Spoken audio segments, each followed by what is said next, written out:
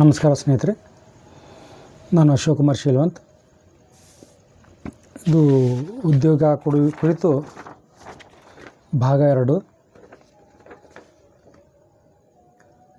ಏನಾಗಿದೆ ಸ್ನೇಹಿತರೆ, ಯಾವ ರೀತಿ ಅಧಿಕಾರಿಗಳು ಇಲ್ಲಿ ರೈತರಿಗೆ, ಇಲ್ಲಿ ಸ್ಥಳೀಯರಿಗೆ, ಇಲ್ಲಿಯ ಸಾರ್ವಜನಿಕರಿಗೆ ಯಾವ ರೀತಿ ಕಂಪ್ನಿ ಜೊತೆ ಶಾಮೀಲಾಗಿ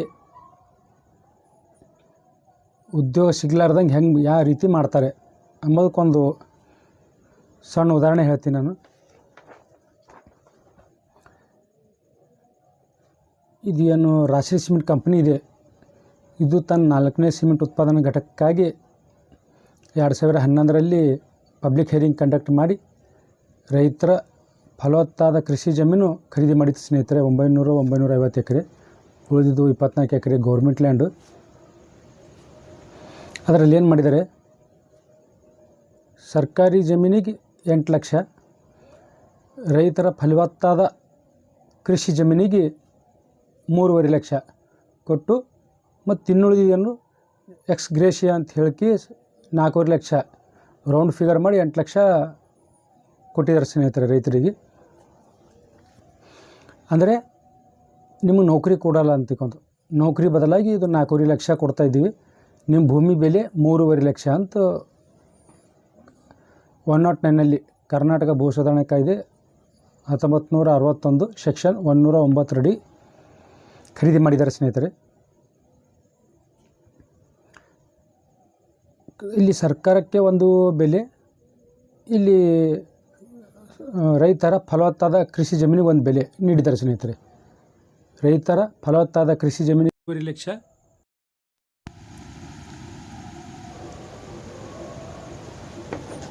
ರೈತರ ಫಲವತ್ತಾದ ಕೃಷಿ ಜಮೀನಿಗೆ 3.5 ಲಕ್ಷ ಮತ್ತು ಸರ್ಕಾರಿ ಜಮೀನಿಗೆ 8 ಲಕ್ಷ ನೀಡಿದ್ದಾರೆ ಸ್ನೇಹಿತರೆ. ರೈತರ ಫಲವತ್ತಾದ ಕೃಷಿ ಜಮೀನಿಗೆ 3.5 ಲಕ್ಷ, ಸರ್ಕಾರಿ ಜಮೀನಿಗೆ 8 ಲಕ್ಷ. ಅಂದರೆ ಇವರು ಎಸ್ಗ್ರೇಷಿಯಾ ಅಂತ 4.5 ಲಕ್ಷ ಹೆಚ್ಚಿಗೆ ಕೊಟ್ಟು, ಅಂದರೆ ಪ್ರತಿ ಎಕರೆ 4.5 ಲಕ್ಷ ಹೆಚ್ಚಿಗೆ ಕೊಟ್ಟು ಫಲವತ್ತಾದ ಕೃಷಿ ಜಮೀನು ಖರೀದಿ ಮಾಡಿದ್ದಾರೆ ಸ್ನೇಹಿತರೆ. ಆ ರೈತರಿಗೆ ಯಾವುದೇ ಉದ್ಯೋಗ ನೀಡಿರುವುದಿಲ್ಲ. ಹೀಗಾಗಿ ಈ ತಾರತಮ್ಯ ಖಂಡಿಸಿ ಮಾಜಿ ಮಂತ್ರಿಗಳಾದಂಥ ಎಸ್.ಕೆ. ಕಾಂತರಾರವರ ನೇತೃತ್ವದಲ್ಲಿ ಸಹಾಯಕ ಆಯುಕ್ತರ ಕಾರ್ಯಾಲಯ ಸೇಡಂ ಅಲ್ಲಿ ಪ್ರತಿಭಟನೆ ಇಟ್ಟುಕೊಂಡಿದ್ದೇವೆ ಸ್ನೇಹಿತರೆ. ಧರಣಿ ಸತ್ಯಾಗ್ರಹ, ಅನಿರ್ದಿಷ್ಟಾವಧಿ ಧರಣಿ ಸತ್ಯಾಗ್ರಹ. ಅಂದರೆ 2014ರಲ್ಲಿ ಒಂದು ಬಾರಿ ಮೆಮೊರಂ ಕೊಟ್ಟಿದ್ದೇವೆ ನಾವು, ಈ ತಾರತಮ್ಯ ನಿವಾರಣೆ ಮಾಡಿ ನಮಗೆ ನ್ಯಾಯ ಕೊಡಬೇಕು, ಇಲ್ಲಾಂದರೆ ನಾವು ಅನಿರ್ದಿಷ್ಟಾವಧಿ ಧರಣಿ ಸತ್ಯಾಗ್ರಹ ಕೈಗೊಳ್ಳಬೇಕಾಗ್ತದೆ ಅಂತ ಹೇಳಿದೆವು. ಅದಕ್ಕೆ ಅಧಿಕಾರಿಗಳು, ಜನಪ್ರತಿನಿಧಿಗಳು ಯಾರೂ ಮಹತ್ವ ಕೊಡಲಿಲ್ಲ. ಹೀಗಾಗಿ 2015ರಲ್ಲಿ ಅನಿರ್ದಿಷ್ಟ ಧರಣಿ ಸತ್ಯಾಗ್ರಹ ಹಮ್ಮಿಕೊಂಡಿದ್ದು ಸ್ನೇಹಿತರೆ. 15 ಅಂದ್ರೆ 19-20ರವರೆಗೆ ಕೊರೋನಾ ಏನು ಬಂದಿತ್ತು, ಅಲ್ಲಿವರೆಗೆ ನಾವು ಅನಿರ್ದಿಷ್ಟ ಧರಣಿ ಸತ್ಯಾಗ್ರಹ ಕೈಗೊಂಡಿದ್ದೆವು. ಈ ಕೊರೋನಾ ಇರುವ ಕಾರಣದಿಂದ ನಾವು ಹಿಂದೆ ಸರಿಬೇಕಾಯಿತು.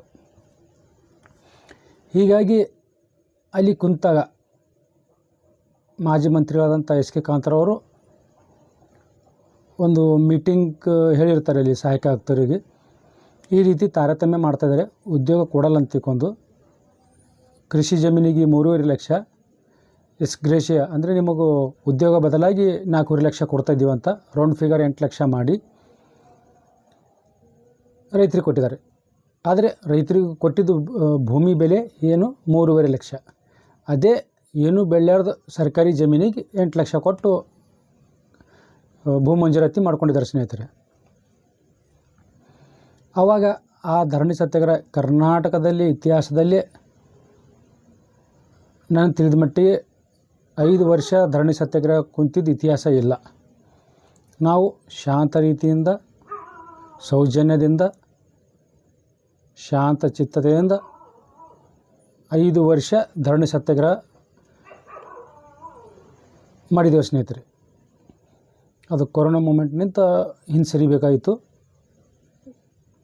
ಅಂದರೆ ಆವಾಗ ಕುಳಿತಾಗ 2015ರಲ್ಲಿ ಸಹಾಯಕ ಆಯುಕ್ತರು ಸೇಡಂ ಎಲ್ಲ ಕಂಪ್ನಿಗೂ ಒಂದು ನೋಟಿಸ್ ಕೊಡ್ತಾರೆ ಸ್ನೇಹಿತರೆ. ಏನಂತ,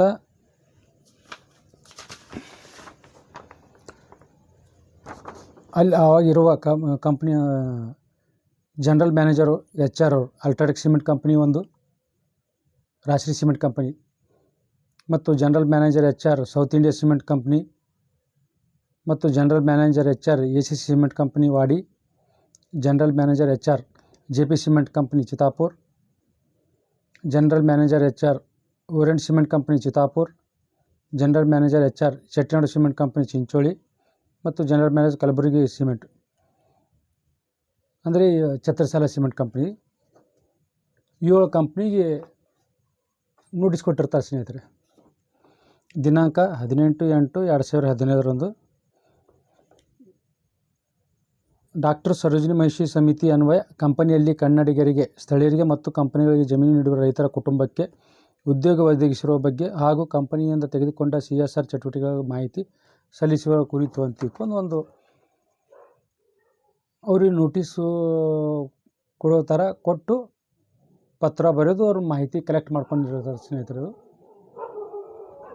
ಆ ನಂತರ ಅವರು ಕೆಲವು ಏನು ಕೊಟ್ಟಿದ್ದಾರೋ ದಾಖಲೆ ಕೆಲವು ಕೊಟ್ಟಿದ್ದಾರೆ. ಅವರು ಕೆಲವು ಪತ್ರಗಳು ಬರೆದು ಕೊಟ್ಟಿದ್ದಾರೆ, ಕೆಲವು ವರದಿಗಳು ಕೊಟ್ಟಿದ್ದಾರೆ. ಹೀಗಾಗಿ ನೌಕರಿ ಕೊಟ್ಟಾರ ಕೊಟ್ಟಿಲ್ಲ ಎಂಬುದು ಆ ಫೈಲ್, ಆ ಕಡತ ತೆಗೆದುಕೊಂಡ್ರೆ ಮಾತ್ರ ಗೊತ್ತಾಗ್ತದೆ ಸ್ನೇಹಿತರೆ. ಆ ನಂತರ ನಾವು ಅಲ್ಲಿ ಎದ್ದು ಬಂದ ನಂತರ ನಾನು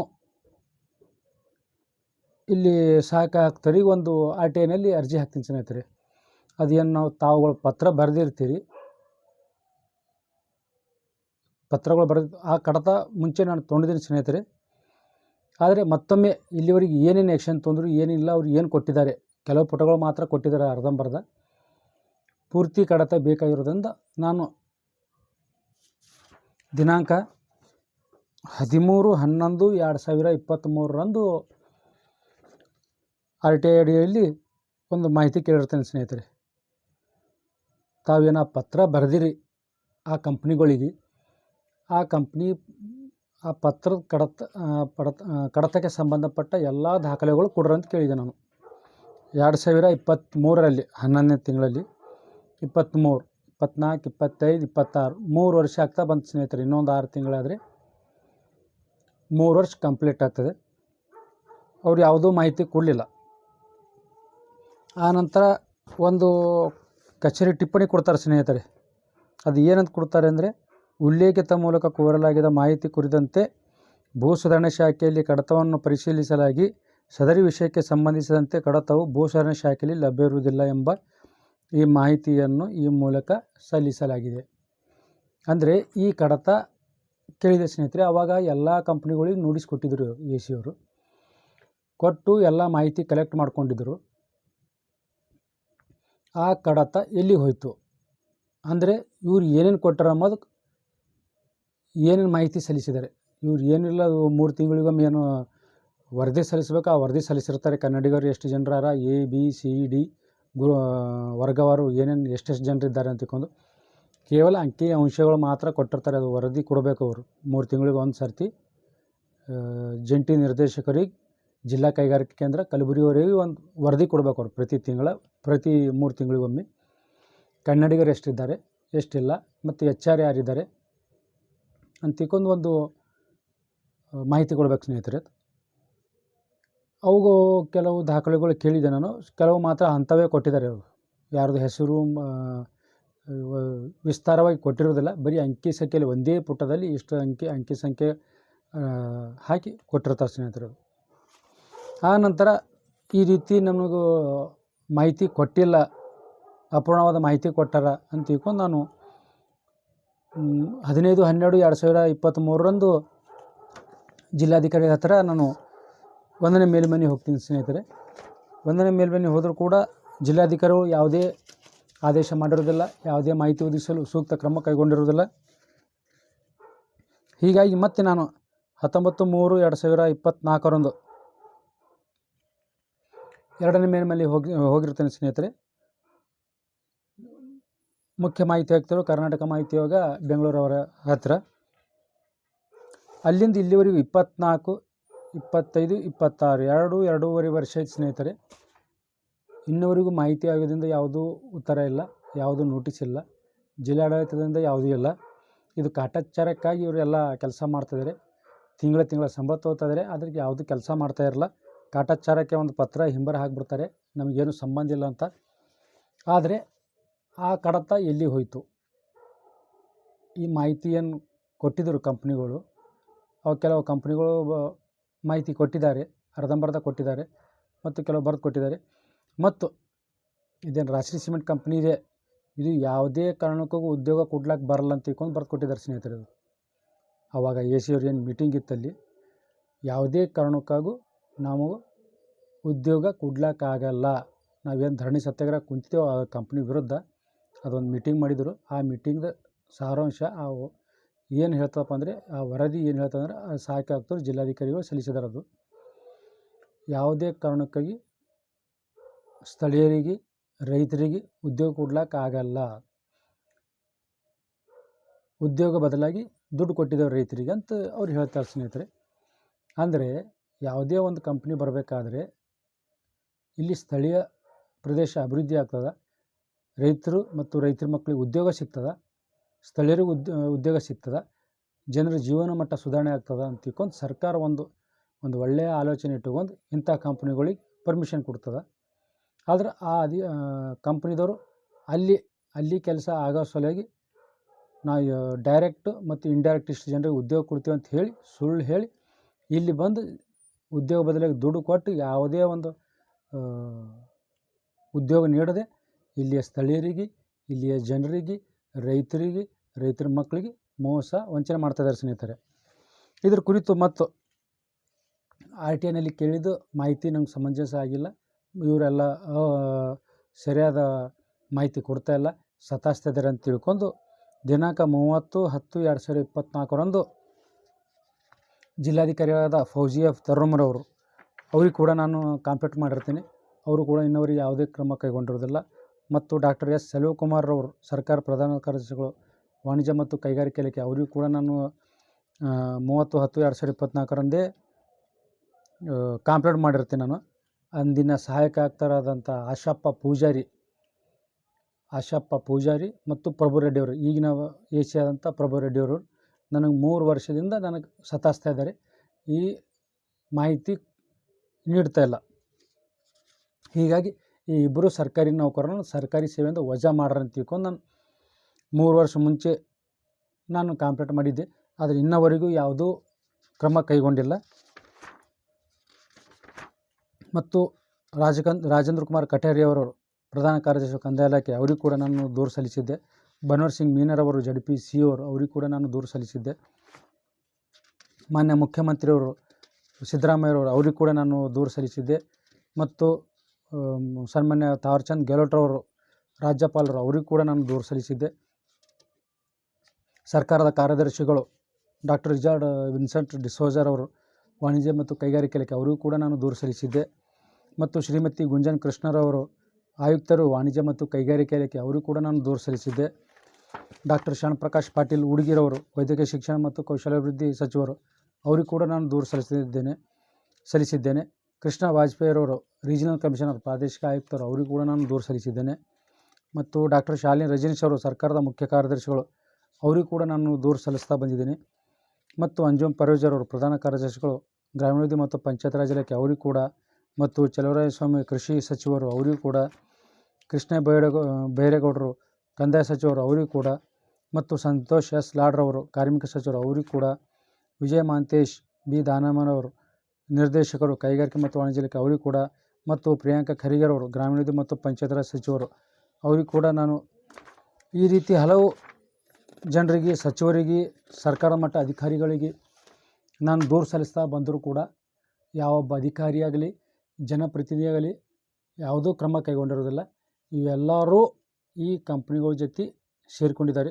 ಒಂದೇ ಒಂದು ಹಿಂಬರ, ಒಂದೇ ಒಂದು ಪತ್ರ ಈ ಅಧಿಕಾರಿಗಳಿಂದ ಇನ್ನವರೆಗೂ ಬಂದಿಲ್ಲ. 3 ವರ್ಷದಿಂದ 24ರಲ್ಲಿ 30/10/2024 ನಾನು ಕಾಂಪ್ಲೇಂಟ್ ಮಾಡಿದ್ದೀನಿ. 2 ವರ್ಷ ಆಯಿತು, ಇನ್ನವರೆಗೂ ಯಾವುದೇ ಒಂದು ಹಿಂಬರ ಆಗಲಿ, ಪತ್ರ ಆಗಲಿ ಅಲ್ಲಿಂದ ಬಂದಿಲ್ಲ. ಅಂದರೆ ಈ ಕಡತ ಎಲ್ಲಿಗೋಯಿತು? ಈ ಎ ಸಿ ಕಚೇರಿಯಲ್ಲಿರುವ ಕಡತ ಉದ್ಯೋಗ ಕೊಡ್ತೀವಿ ಕೊಡಲ್ಲ ಅಂಬೋದಕ್ಕೆ ಯಾವುದು ಏನು ಅಧಿಕಾರಿಗಳು ಕಂಪ್ನಿ ಮ್ಯಾನೇಜ್ಮೆಂಟ್ ಏನು ಕೊಟ್ಟಿದ್ದಾರೆ, ಬರೆದು ಕೊಟ್ಟಿದ್ದಾರೆ, ಅವೆಲ್ಲ ಕಡತಗಳು ನಾಶ ಮಾಡಿದ್ದಾರೆ, ಕಳುವು ಮಾಡಿದ್ದಾರೆ ಅಥವಾ ಏನು ಸುಟ್ಟು ಹಾಕಿದ್ದಾರೆ. ಇದು ನಮ್ಮ ಹತ್ರ ಇರುವುದಿಲ್ಲ ಅಂತಿಕೊಂಡು ಹಿಂಬರ ಕೊಟ್ಟಿದ್ದಾರೆ. ಹೀಗಾಗಿ ಆ ಕಡತ ಎಲ್ಲಿಗೆ ಹೋಯಿತು? ಯಾವ ಸಿಬ್ಬಂದಿ ತೊಗೊಂಡು ಹೋದರು? ಯಾವ ಸಿಬ್ಬಂದಿ ಸುಟ್ಟು ಹಾಕಿದ್ರು? ಯಾವ ಸಿಬ್ಬಂದಿ ಅದನ್ನು ನಾಶ ಮಾಡಿದ್ದಾರೆ? ಇದಕ್ಕೆ ಆ ಸಿಬ್ಬಂದಿಗಳ ಮೇಲೆ ಮತ್ತು ಸಹಾಯಕ ಆಯುಕ್ತರ ಮೇಲೆ ಕ್ರಿಮಿನಲ್ ಕೇಸ್ ಆಗಬೇಕು. ಈ ವಿಷಯದಲ್ಲಿ ಇವರಿಬ್ಬರು ಇನ್ವಾಲ್ವ್ ಆಗಿದ್ದಾರೆ, ಆಶಪ್ಪ ಪೂಜಾರಿ ಅವರು ಮತ್ತು ಪ್ರಭು ರೆಡ್ಡಿಯವರು. ಇದು ನಾನು ಮಾಹಿತಿ ಆಯೋಗಕ್ಕೆ ಬರೆದ್ರೂ ಕೂಡ ಈಗ 2 ವರ್ಷ ಆದರೂ ಕೂಡ ಮೇಲ್ಮನವಿ ಸಲ್ಲಿಸಿ ಇನ್ನವರೆಗೂ ಅದರದ್ದು ನೋಟಿಸ್ ಇಲ್ಲ, ಪತ್ರ ಇಲ್ಲ, ಏನೂ ಇಲ್ಲ. ಹೀಗಾಗಿ RTI ಕಾರ್ಯಕರ್ತರು ಯಾವುದಾದ್ರೂ ಒಂದು ಅರ್ಜಿ ಸಲ್ಲಿಸಿದ್ರೆ ನಮ್ಗೆ 2 ವರ್ಷ 3 ವರ್ಷವರೆಗೂ ಅದು ನಮ್ಮ ಮಾಹಿತಿಗೆ ಸಿಗ್ತಾ ಇಲ್ಲ. ಭ್ರಷ್ಟಾಚಾರ ವಿರುದ್ಧ ಹೇಗೆ ಹೋರಾಡಬೇಕು? ಆದರೆ ಇದು ಒಂದು ಹಂತ ಬಂದಿದೆ. ಇವಾಗಲಾದರೂ ಇನ್ನೊಂದು ಕೆಲವು ದಿನದಲ್ಲಿ ನೋಟಿಸ್ ಬರ್ಬೋದು. ಸಾಕಷ್ಟು ಪೆಂಡಿಂಗ್ ಇದೆ ಅಂತ ಹೇಳ್ತಾ ಇದ್ದಾರೆ ಕಮಿಷನರು, ಇಲ್ಲಿ ಗುಲ್ಬರ್ಗ ಪೀಠದ ಕಮಿಷನರ್ ಅವರು. ಹೀಗಾಗಿ ನಾನು ಹೇಳೋದು ಏನಪ್ಪ ಅಂದರೆ, ಯಾವ ರೀತಿ ಅಧಿಕಾರಿಗಳು ಫೈಲ್ ಮುಚ್ಚಿ ಹಾಕ್ತಾ ಇದ್ದಾರೆ, ಯಾವ ರೀತಿ ಫೈಲ್ ನಾಶ ಮಾಡ್ತಾ ಇದ್ದಾರೆ. ಆ ಫೈಲ್ನಲ್ಲಿ ಎಲ್ಲ ಇದೆ, ಎಲ್ಲ ಕಂಪ್ನಿಗಳು ಬರೆದು ಕೊಟ್ಟಿದ್ದಾರೆ. ಅವ್ರ ಹತ್ರ ಎಷ್ಟು ಜನರು ಕೆಲಸ ಮಾಡ್ತಾಯಿದ್ದಾರೆ, ಎಷ್ಟು ಜನರು ಕೆಲಸ ಮಾಡ್ತಾಯಿಲ್ಲ, ಎಷ್ಟು ಕನ್ನಡಿಗರಿದ್ದಾರೆ, ಎಷ್ಟು ಔಟರ್ಸ್ ಇದ್ದಾರೆ, ಮತ್ತು A group, B group, C group, D ಗ್ರೂಪ್ನಲ್ಲಿ ಎಷ್ಟೆಷ್ಟು ಜನರು ಕೆಲಸ ಮಾಡ್ತಾಯಿದ್ದಾರೆ, ಹೀಗೆಲ್ಲ ಪೂರ್ತಿ ವರದಿನೇ ಇದೆ. ಆ ವರದಿ ಇರುವಂಥ ಕಡತನೇ ಇವೆಲ್ಲ ಅಧಿಕಾರಿಗಳು ಸಿಬ್ಬಂದಿಗಳು ನಾಶ ಮಾಡಿದ್ದಾರೆ ಸ್ನೇಹಿತರೆ. ಇನ್ನು ಇದಕ್ಕೆ ಸಂಬಂಧಪಟ್ಟಿದ್ದು ಆಯಿತು. ಮತ್ತು ಇದು ಭಾಗ 3ರಲ್ಲಿ ಹೇಳ್ತೀನಿ ನಾನು. ಮತ್ತು ಅದು ಜಂಟಿ ನಿರ್ದೇಶಕರು ಜಿಲ್ಲಾ ಕೈಗಾರಿಕಾ ಕೇಂದ್ರ, ಅಲ್ಲಿ ಕೂಡ ನಾನು RTI ಹಾಕಿದ್ದೆ. ಸರೋಜಿನಿ ಮಹೇಶ್ ವರದಿ ಅನುಷ್ಠಾನದ ಕುರಿತು ಎಷ್ಟು ಜನರು ಕನ್ನಡಿಗರು ತೊಂದಿರಿ, ಎಷ್ಟು ಜನರು ಇದ್ದಾರೆ ಅಂತ ತಿಳ್ಕೊಂಡು. ಹೀಗಾಗಿ ಎಲ್ಲ ಅಧಿಕಾರಿಗಳು ಯಾವುದೇ ಮಾಹಿತಿ ಕೊಡ್ತಾ ಇಲ್ಲ, ನನಗೆ ಮಾಹಿತಿಯಿಂದ ವಂಚಿಸ್ತಾ ಇದ್ದಾರೆ. ಇವೆಲ್ಲ ಕಂಪ್ನಿಯ ಏಜೆಂಟು ಮತ್ತು ದಲಾಲರ ಥರ ಕೆಲಸ ಮಾಡ್ತಾಯಿದ್ದಾರೆ. ಇವರು ತಿಂಗಳ ಸಂಬಳ ತೊಗೊತಿದ್ದಾರೆ, ಆದರೆ ಕೆಲಸ ಮಾಡೋದು ಮಾತ್ರ ಕಂಪ್ನಿ ಕೆಲಸ ಮಾಡ್ತಾಯಿದ್ದಾರೆ. ಹೀಗಾಗಿ ಇಲ್ಲಿ ಉದ್ಯೋಗ ಸಿಗಲಾರ್ದೆ ರೈತರ ಮಕ್ಕಳು, ಕಾರ್ಮಿಕರು, ಸ್ಥಳೀಯರು ಬಡದಾಡ್ತಾ ಇದ್ದಾರೆ, ಉದ್ಯೋಗ ಇಲ್ಲಂತ. ಹೀಗಾಗಿ ಇಲ್ಲಿಯ ಸಾಕಷ್ಟು ಜನರು ಗುಳೆ ಹೋಗ್ತಾ ಇದ್ದಾರೆ. ಇದು ಎಲ್ಲ ಕಾಟಾಚಾರಕ್ಕಾಗಿ ಹೇಳ್ತಾರೆ, ಗುಳೆ ಹೋಗೋದು ತಪ್ಪಿಸ್ಬೇಕು, ವಲಸೆ ಹೋಗೋದು ತಪ್ಪಿಸ್ಬೇಕು ಅಂತ. ಈ ರೀತಿ ಅಧಿಕಾರಿಗಳು ಮತ್ತು ಜನಪ್ರತಿನಿಧಿಗಳು ಕಂಪ್ನಿ ಜೊತೆ ಶಾಮೀಲಾಗಿರೋದ್ರಿಂದ ಈ ರೀತಿ ಗುಳೆ ಹೋಗ್ತಾ ಇದ್ದಾರೆ ಜನರು. ತಪ್ಪಿಸ್ಲಿಕ್ಕಾಗಲ್ಲ. ಕಂಪ್ನಿಗಳು ಇದ್ದರೂ ಕೂಡ ಇಲ್ಲಿ ಉದ್ಯೋಗ ಸಿಗ್ತಾಯಿಲ್ಲ. ಸಾಕಷ್ಟು ಜನರು 100 ಕಿಲೋಮೀಟ್ರು, 500 ಕಿಲೋಮೀಟ್ರು, 1000 ಕಿಲೋಮೀಟ್ರ್ ದೂರ ಹೋಗಿ ದುಡಿತಾ ಇದ್ದಾರೆ. ಹೀಗಾಗಿ ಇಲ್ಲಿ ಯಾವುದೂ ಉದ್ಯೋಗದ ಭರವಸೆ ಕಾಣ್ತಾ ಇಲ್ಲ. ಹೀಗಾಗಿ ಈ ಕಂಪ್ನಿಗಳು ಇರೋದಕ್ಕಿಂತ ಇರಲಾರದೇ ಉತ್ತಮ. ಇದು ಒಂದು ಕಾರಣ. ಕಂಪ್ನಿ ಯಾಕೆ ಉಳಿಬೇಕು, ಯಾಕೆ ಮುಚ್ಚಬೇಕು, ಯಾಕೆ ಬಂದ್ ಮಾಡಬೇಕು ಮತ್ತು ಯಾಕೆ ಕೆಡವು ಹಾಕಬೇಕು ಮತ್ತು ಇದೊಂದು ಉದ್ಯೋಗದ ಒಂದು ಕಾರಣ. ಉದ್ಯೋಗ ನೀಡ್ತಾ ಇಲ್ಲ. ಮತ್ತು 3ನೇ ಭಾಗದಲ್ಲಿ ಮತ್ತಷ್ಟು ಸಾಕಷ್ಟು ವಿಚಾರಗಳು ಹೇಳೋದಿದೆ. ಇದು ಕೇಳಿದ್ದೆ, ನಾನು ಮಾಹಿತಿ ಕೊಟ್ಟಿಲ್ಲ. ಆ ಕಡತದಲ್ಲಿ ಎಲ್ಲ ಇವೆ, ಆ ಕಡತನೇ ನಾಶ ಮಾಡಿದ್ದಾರೆ. ಹೀಗಾಗಿ ಭಾಗ 3ರಲ್ಲಿ ಮತ್ತೆ ಸಾಕಷ್ಟು ವಿಚಾರಗಳು ಹೇಳೋದಿದೆ. ಮತ್ತು ನಾನು ಎಲ್ಲೆಲ್ಲಿ ಅರ್ಜಿ ಸಲ್ಲಿಸಿದ್ದೀನಿ ಮತ್ತು ಅವ್ರು ಏನು ಕೊಟ್ಟಿದ್ದಾರೆ, ಇನ್ನೂ ಏನು ಕೊಡಬೇಕಾಗಿತ್ತು, ಯಾವುದೂ ಮಾಹಿತಿ ಕೊಟ್ಟಿಲ್ಲ. ಮಾಹಿತಿಯಿಂದ ಸತಾಯಿಸ್ತಾ ಇದ್ದಾರೆ. ಹೀಗಾಗಿ 3ನೇ ಭಾಗದಲ್ಲಿ ಅದ್ರ ಬಗ್ಗೆ ಸವಿವರವಾಗಿ ಮತ್ತೆ ಚರ್ಚೆ ಮಾಡ್ತೀನಿ. ಅಲ್ಲಿವರೆಗೂ ಜೈ ಭೀಮ್, ನಮೋ ಬುದ್ಧಾಯ.